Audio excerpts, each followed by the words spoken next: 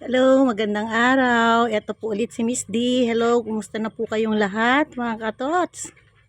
Ito, magsisimula ulit ako ng video na i-upload ko dito sa YouTube. Kasi ang tagal-tagal ko nang hindi nag-upload, siguro almost 3 years na yata.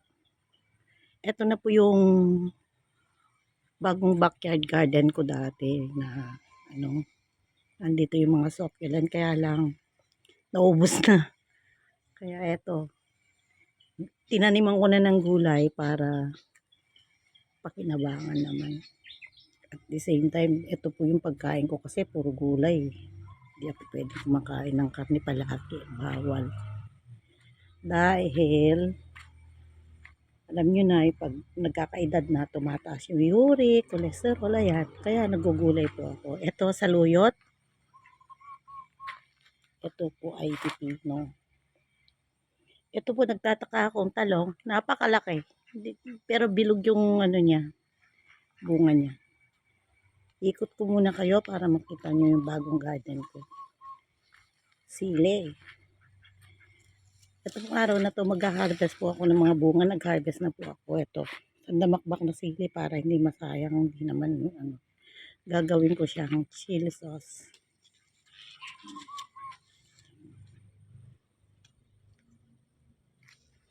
Lagyan ko ng bulaklak doon para magkaroon ako ng pollinator para sa mga namumungang halaman. May nag-iisa akong itik na nag-iisa. Tapos isang papaya. Ito po ang palaya.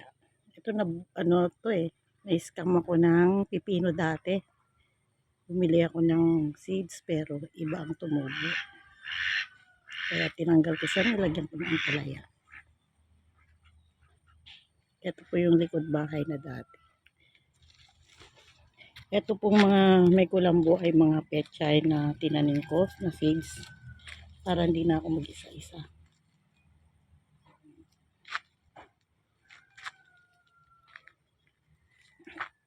Mga kamatis na dala ng anak ko. Ito po ay scallion ba yan? Oo, sibuyas, dahon. Tinanim ko po dyan, seeds din. Ito mga pechay din. Okay. So, ayan po. Yan na munang i-upload ko sa ngayon. Kumusta po sa inyong lahat? Hello po sa inyong lahat. Nagbabalik po si Miss D. Ito na po. Anong araw ba ngayon?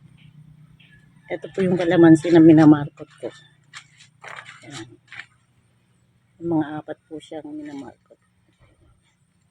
Binili yan nung anak kong mabait na pasaway.